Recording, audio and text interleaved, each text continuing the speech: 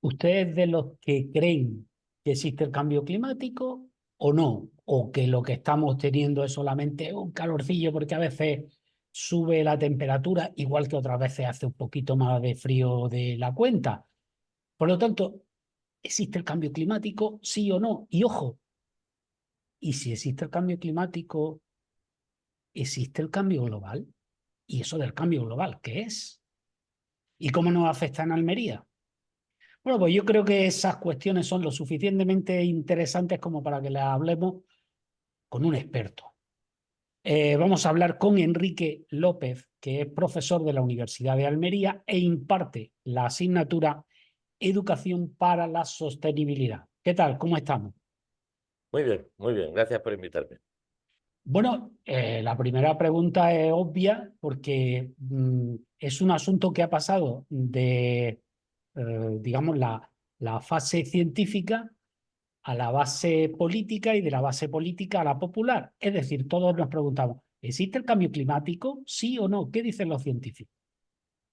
Que sí, evidentemente. Quiero decir, hay un panel, en el panel internacional de cambio climático, que desde el año 91 ya advertía que se estaba produciendo un incremento de la temperatura del aire de la atmósfera. Y por lo tanto, el cambio climático existe. Si esto no es una cuestión de creencia, es un hecho cierto que se comprueba con las estaciones meteorológicas en todo el mundo. Luego, esto existe. Que se lo crea los políticos o que se lo crea la población es otra cosa, pero el hecho es cierto y es irrefutable. Pero ahí hemos visto en algunas ocasiones manifiestos de científicos muy eminentes que advierten que lo del cambio climático es un fraude. Es verdad que son una minoría, aunque sean eminentes, son minorías. Pero ¿por qué hay quienes consideran que no existe? Bueno, vamos a ver. Como todo, hay muchos intereses económicos detrás del cambio climático. Quiero decir, para evitar el cambio climático tenemos que reducir emisiones de gases con efecto invernadero y eso influye notablemente en la industria.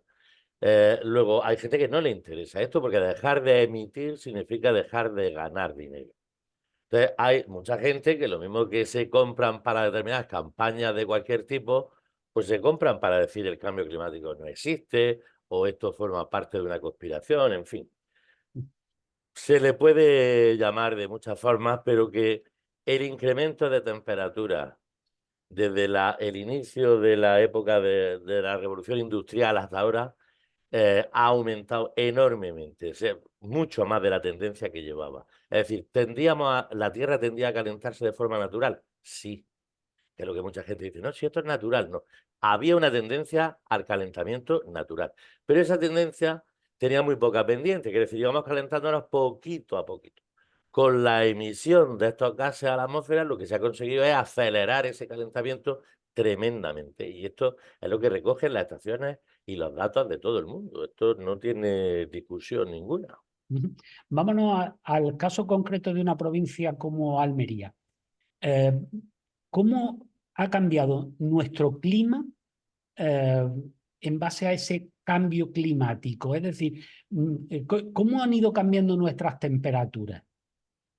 A ver, nosotros nos encontramos en una zona templada, en la zona más árida de Europa y en una de las zonas donde el cambio climático se prevé, está pronosticado, que tenga las peores consecuencias, digamos. Quiere decir, un aumento enorme de las temperaturas, una reducción considerable de las precipitaciones. Ahí sí hay disparidad de criterios porque hay modelos, estos son pronósticos al fin y al cabo, hasta final del siglo XXI.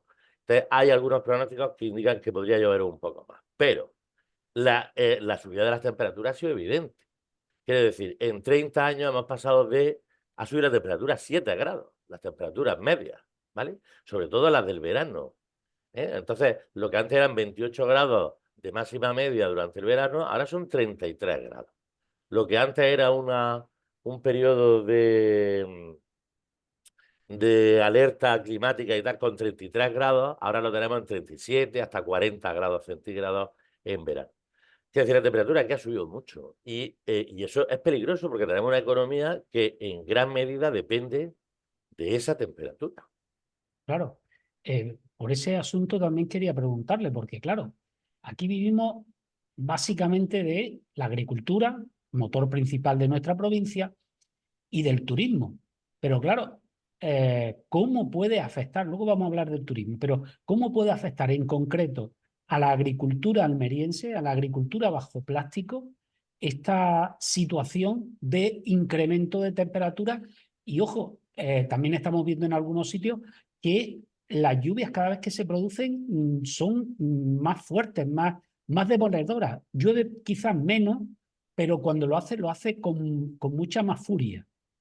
Claro. Y ahí está la clave, básicamente. La temperatura sí que puede afectar a, a las plantaciones, porque aunque el invernadero, por ejemplo, lo hemos tenido precisamente para mantener calientes las plantas durante todo el año y poder producir cosas en invierno cuando Europa no lo podía hacer, eso ya tiene un tope. Quiero decir, a partir de una cierta temperatura, seguramente el crecimiento de las plantas se verá alterado. El problema, sobre todo, viene por el agua. Si hay ausencia, si se reducen las precipitaciones, que es la otra consecuencia del cambio climático, pues los acuíferos terminarán secándose con la demanda de agua que hay totalmente y por lo tanto nosotros tendremos que desalar toda el agua. Y desalar todo el agua supone aumentar el precio del agua muchísimo. Si los agricultores ahora están diciendo que están al tope de su rendimiento económico y si algo más sube, muchos tendrían que cerrar los invernaderos, pues posiblemente con el incremento del precio del agua, muchos invernaderos tengan que cerrarse, sobre todo los pequeños. Es decir, las grandes empresas podrán sobrevivir posiblemente, pero las empresas más pequeñas tendrán que cerrar si la escasez de agua efectivamente se hace realidad. Y hasta ahora, bueno, hasta ahora está lloviendo muy poco y cada vez llueve menos. Uh -huh. Eh, si lloviera un poquito más, pues si en ese supuesto en el que llueve un poquito más, claro, el porcentaje de incremento es muy bajo, es un 16%. No vendría a solucionar el problema del riego. Sí podría traer más problemas de hongos, por ejemplo, de transmisión de enfermedades por hongos y tal, porque lo que tenemos es más humedad todavía. Entonces, la situación para la agricultura no es buena, sobre todo porque el precio del agua va a limitar mucho esa agricultura. Tendrá que reducirse sin más remedio. Uh -huh. Y, vamos a la otra pata de nuestra economía, el turismo. Si resulta que aquí suben las temperaturas y en todos sitios suben las temperaturas, igual tampoco seguimos siendo un lugar tan atractivo para que vengan los europeos del norte a pasar el verano. Igual les sale mucho más barato quedarse en sus tierras o por lo menos más cerca. Y así es. Vamos a ver. La Organización de Naciones Unidas, la ONU, ya encargó un informe sobre turismo hace años. El propio Ministerio para la Transición Ecológica tiene ya un informe con respecto al turismo. El turismo tiene la- varios parámetros que definen dónde va el turista al final, ¿no? Porque está la estabilidad política de los países, es decir, si hay zonas en guerra y tal, la gente no se va para allá, se va para el otro lado. Si hay lugares donde ha habido incendios, donde ha habido problemas, pues la gente cambia. Es decir, el turismo puede tener varias patas, pero lo que se pronostica en todos los casos es que evidentemente el calentamiento global es global, es decir, se calienta la atmósfera de todo el planeta, no la de Almería solo. Entonces, efectivamente, si una persona viene ahora mismo a Almería, es porque tenemos un clima benigno en relación con el que él tiene en su tierra. Un alemán, por ejemplo, ¿no? Que en verano pues puede tener 14 grados y el agua puede estar a 5 o 6 grados. Entonces, no, allí no se puede uno meter en la playa y bañarse, se viene aquí. Pero si se calienta todo, pues el mar del norte se puede calentar y el mar Báltico se calentará y por lo tanto serán lugares donde la gente se puede bañar. Y aquí nos estaremos cociendo. Porque si el incremento de temperatura sigue así, pues dentro de, no sé, para final de este siglo podemos superar los 40 grados ampliamente en verano, ¿no? Entonces, esto ya puede convertirse en un horno. Luego la gente no querrá venir. Aparte de que sí hay escasez de agua, pues todo aquello que lleve agua, es decir, todas las bebidas refrescantes, los no sé qué tal, pues subirá de precio también. Quiero decir, venir aquí además será más caro.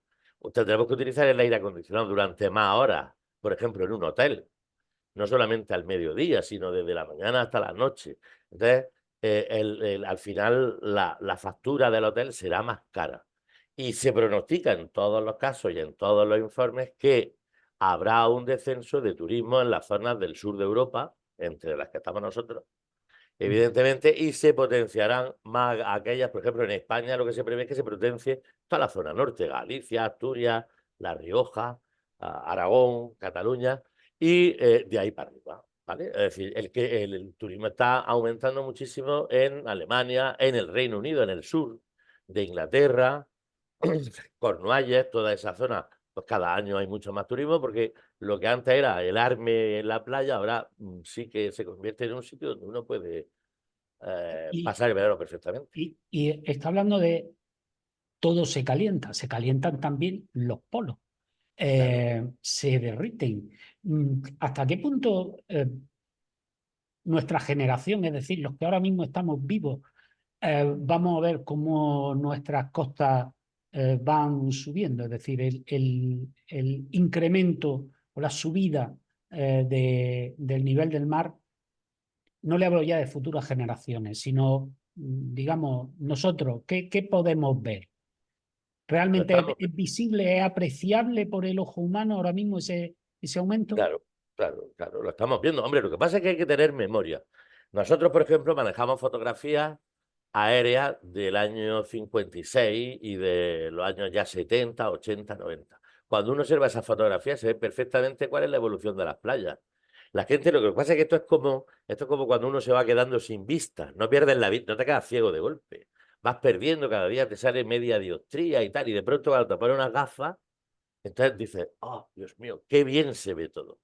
De golpe, porque estabas medio cegatón, ha ido al oculista cuando ya casi no veis. Y cuando te pones las gafas lo ves todo pues, en 4K. Bueno, pues esto es lo mismo. La gente no ve que el nivel del mar está subiendo. Y muchos, incluso los negacionistas, están siempre diciendo, eso es mentira, eso es tal igual. Bueno, en algunos sitios el nivel del mar ha subido 30 metros. 30 metros, ¿vale? Desde el año 56 hasta ahora. Desde el año 56 hasta ahora. Pero son muchos metros. ¿Qué significa eso? ¿Qué podemos ver nosotros? Lo hemos visto ya. El mar, durante los temporales, se mete ya en el paseo marítimo del Zapillo. Eso no existía antes. El agua no se metía hasta ahí. Entonces, el peligro ya no es solamente que el mar se come la costa, es que cuanto más se acerca a la costa, pues los temporales, que se prevé además que sean más numerosos, pues se van metiendo cada vez más en la ciudad.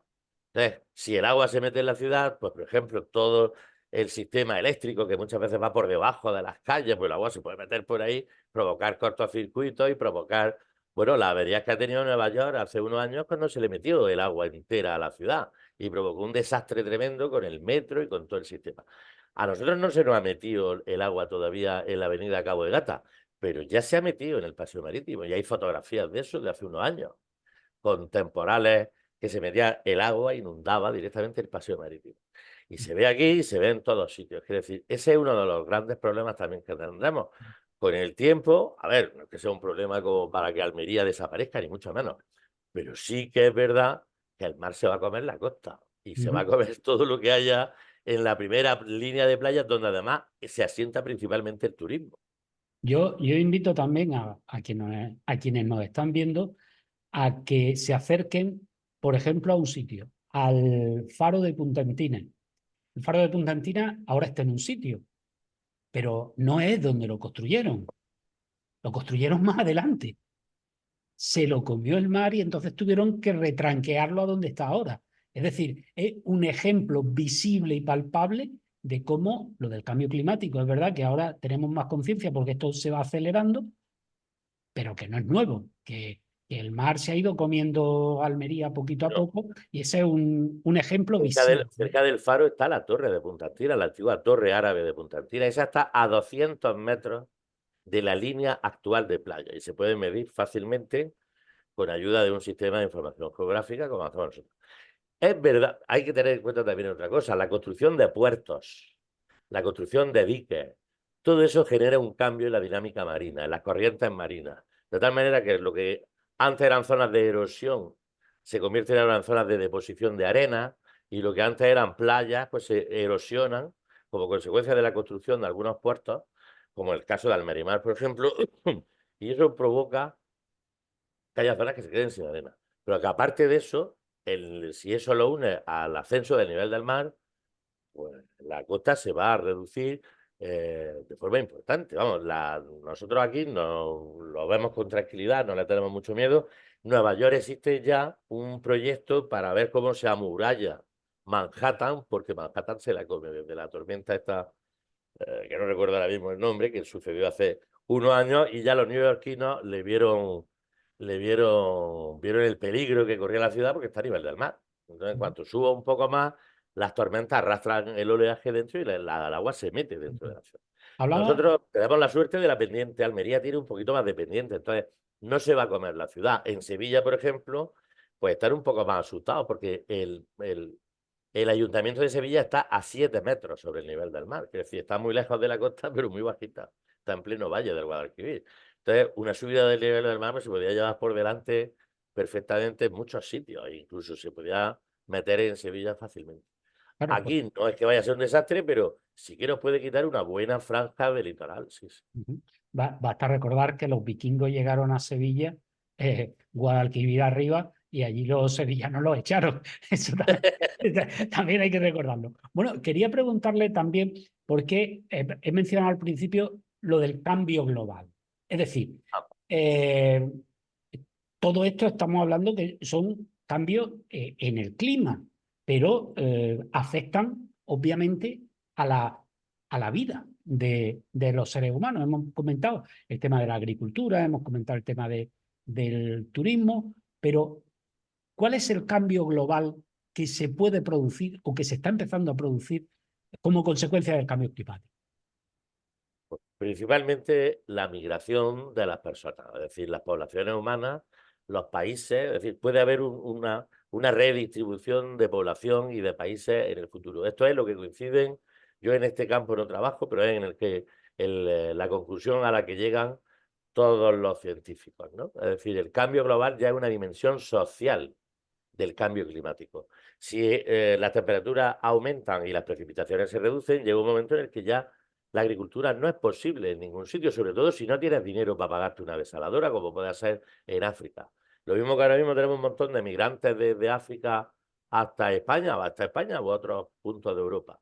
Lo que se prevé en el futuro es que toda la zona sur de Europa migre también hacia el norte de Europa, porque llegará un momento o podría llegar un momento en el que la vida en la zona sur de Europa pues sea difícil para la gente. Y lo mismo que en los años 60 también migramos, pues tengamos que volver a hacer una gran migración, una migración importante que se une con todo el frente africano.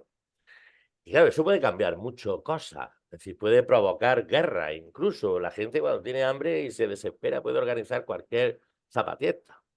Entonces puede haber un cambio social importante y a eso se refiere ese concepto cambio social. El cambio que puede experimentar la población humana como consecuencia de los efectos del cambio climático. Ujú. Eh, por último, quería preguntarle, eh, bueno, que nos deje, ha puesto las cosas un poquito negras, un poquito de esperanza, ¿verdad? ¿Cree que lo que se hace desde organismos internacionales, como puede ser Naciones Unidas, lo que se puede hacer a través de la Unión Europea, las distintas directivas de Unión Europea, del Estado, de la Junta de Andalucía, cree que se están adoptando las políticas correctas? Y, segundo y no menos importante, ¿cree que la ciudadanía somos conscientes de todo esto y que actuamos como debemos hacerlo? Y en todo caso, ¿cómo debemos comportarnos? Vamos a ver. Esto que plantea, mira, yo en fin, no quiero ser catastrofista, ¿no? El mundo no va a desaparecer.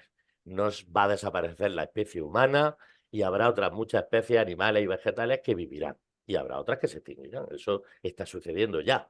Hay especies que se están extinguiendo como consecuencia de que las zonas donde viven pues no aguantan el clima, el cambio en el clima que han experimentado algunas zonas. Entonces, vamos a ver. ¿En los gobiernos lo están haciendo bien? No. Lo siento, pero soy pesimista. Pero no es que sea pesimista, es que los datos lo dicen. Mira, en el año 92 se produjo la cumbre de Río de Janeiro, donde 192 países decidieron que iban a reducir sus emisiones a las que había en el año 1990. Luego se han vuelto a reunir en muchísimas ocasiones prometiendo una reducción de las emisiones. Ahora mismo tenemos un incremento de un casi 70%, 66,6% de incremento en emisiones de dióxido de carbono y otros gases con efecto invernadero desde los años 90. Quiero decir, evidentemente nadie quiere decir yo quiero ganar menos, todo el mundo quiere mantener su nivel de desarrollo económico y nadie quiere tirarlo. Los únicos que van y que están dispuestos a hacer ese tipo de afirmar ese tipo de convenciones son precisamente los países que menos emiten. Los grandes emisores no van a Estados Unidos, India, China, Rusia, luego no firman ese tipo de cosas. Y lo cierto es que las mediciones se siguen haciendo, entonces incrementamos, seguimos echando muchos gases con efecto invernadero. Luego, no lo hacen, no se siguen realmente políticas de esto. De reducción de la emisión de gases. Los ciudadanos muchas veces, es verdad que un ciudadano solo, la gente se pregunta, hombre, ¿yo qué puedo hacer? Yo solo no puedo hacer nada. Bueno, es verdad, una persona sola no puede hacer nada. Pero sí que es verdad que si nos agrupamos y sobre todo si decidimos entre todos hacer cosas. Por ejemplo, hay gente que pone el aire acondicionado en verano en su casa como para ponerse el jersey de cuello alto, ¿no? Tampoco es necesario, es decir, esa regulación de temperatura que muchas veces se habla de poner la calefacción más bajita y, en fin, que no sean casos extremos donde uno, cada vez que nosotros consumimos electricidad, yo creo que hay que recordarle al ciudadano que hay una central térmica que está quemando carbón para producir esa electricidad. Ahora producimos mucha electricidad con energía eólica y tal, que está muy bien, pero sigue habiendo muchas centrales térmicas, y en España ya se han prohibido por fin, pero sigue habiendo muchas centrales térmicas que están quemando carbón cada vez que uno enciende eléctrico. Y por lo tanto está emitiendo dióxido de carbono a la atmósfera. Cuanto menos energía utilicemos, en la medida de lo posible, pues reduciremos esas emisiones. Cuanto menos cojamos el coche. El transporte supone el 25% de las emisiones de gases con efecto invernadero. En una ciudad como Almería, no digo que en una ciudad como Barcelona o como Madrid, pero en una ciudad como Almería, donde podemos ir perfectamente andando a los sitios o en bicicleta, no es normal que haya el tráfico que hay. Entonces, reduciendo, por ejemplo, el tiempo que uno utiliza el vehículo, se está reduciendo mucho las emisiones. Los coches son grandes emisores de gases, sobre todo de dióxido de carbono, ¿no? Entonces, sí podemos hacer cosas, ¿eh? Sí podemos hacer cosas comprando cosas de cercanía, de proximidad. No es lo mismo comprar un producto que viene desde 2.000 kilómetros de distancia eh, que comprar una cosa que es de la huerta de Almería, que es un producto almeriense y que ha recorrido solamente 30 o 40 kilómetros. Ese camión, a lo largo de esa carretera, ha emitido mucho menos que el que viene de China trayéndote salsa rosa de esta, o como se llame, la agridulce. ¿Sabes lo que te digo? Quiero decir, Sí, sí. sí que podemos hacer cosas, sí que podemos hacer cosas. Pero en fin, todo el mundo quiere llevar a sus niños al colegio en el coche. Cuando llueve, ya no te digo nada, parece que le tenemos miedo a la lluvia con la poca que cae. Y si nos atestamos de coches, quiero decir, reducimos el uso del coche, reducimos el uso de energía, podemos apoyar ese tipo de cosas y podemos contribuir en gran medida, ¿eh? Ujú. Pues me alegro mucho de estas explicaciones porque yo creo que nos queda muy claro que el cambio climático existe, que no es lo mismo que haya un momento puntual de subida de temperatura y sobre todo que, bueno, estamos a tiempo de revertirlo. Eso sería lo último. Siempre, ¿Estamos a tiempo o solo vamos a ver, podemos... siempre, sí, sí, sí. Siempre estamos a tiempo de revertirlo. Quiero decir, en el momento en el que se reduzcan esas emisiones, pues la atmósfera se irá enfriando. Pero esto tiene una inercia, ¿sabes? Que si tú vas muy rápido con el coche y frenas, tarda mucho más tiempo en llegar a detener completamente el vehículo que si vas despacio y frenas, ¿no? Nosotros hemos acelerado mucho la máquina de producción de gases con efecto invernadero y por lo tanto la frenada tardará un tiempo. Aunque nosotros dejáramos de emitir ahora, hoy día, se redujera todo mágicamente a no sé qué volumen de emisiones, todavía tardaríamos bastantes años en observar esos resultados. Pero si es posible, siempre será posible. Y esta sí que es la última, se lo prometo. Energía nuclear, porque ha hablado de la quema de Sí, carbón. sí. ¿Energía nuclear sí o no, o a media, o cómo lo hacen? Vamos a ver, la energía nuclear tiene sus pros y sus contras. La gran ventaja de la energía nuclear no es contaminante cuando está en producción. Es decir, tú metes un núcleo de plutonio o de uranio y todo ese marea que se ve en las centrales, que dice la gente, anda que no contamina, mira, mira, es vapor de agua en realidad, ¿vale? Entonces, la combustión de una pila de cualquier producto radiactivo no contamina. El problema es el siguiente, mira, cuando uno coge una linterna y se compra una pila para una linterna y enciende, al principio la pila enciende y da mucha luz. Y a nosotros nos viene muy bien. Pero llega un momento en el que esa luz se va apagando, apagando, apagando, apagando y ya no ves con esa linterna. Tienes que cambiar la pila, ¿vale? Esto sucede con las centrales nucleares. Los núcleos de plutonio llega un momento en el que no calientan, no tienen fuerza suficiente para calentar el agua, que es lo que están haciendo ahí para producir vapor y electricidad. Entonces hay que retirar esos núcleos, apartarlo y meterle unos nuevos, meterle una pila nueva de plutonio para que aquello siga funcionando con el ritmo que debe. Pero esa pila que nosotros hemos quitado sigue siendo radiactiva y va a ser radiactiva durante cientos de años. Entonces, si el almacenamiento de ese material sufre una alteración por cualquier motivo, la radiación que hay contenida en esos depósitos puede ser lo suficientemente potente como para producir cáncer de forma generalizada o para impedir que las verduras, por ejemplo, o la ganadería del entorno se pueda comer. Es decir, puede producir un problema radiactivo importante. Entonces, yo no te sabría decir porque es jodido, quiero decir, por lo general hasta ahora no ha habido nunca un accidente importante de residuos nucleares. Entonces, desde ese punto de vista, posiblemente la radiación nuclear fuera mejor que otro tipo como las centrales térmicas que están contaminando permanentemente. Pero es un tema, en fin, que tiene muy buenos pros, pero tiene un contra importante. La población donde se localizan esos residuos eventualmente podría sufrir un pero desde luego posiblemente sea más limpia que cualquiera de los otros sistemas que consumen cualquier tipo de combustible fósil, ya sean derivados del petróleo o carbón. Sí, sí, la nuclear es mucho más limpia de lo que la gente piensa. Pues muy bien, pues muchísimas gracias por aclararnos todo esto en relación al cambio climático, al cambio global y cómo afecta, que es lo más interesante, a una provincia como la nuestra.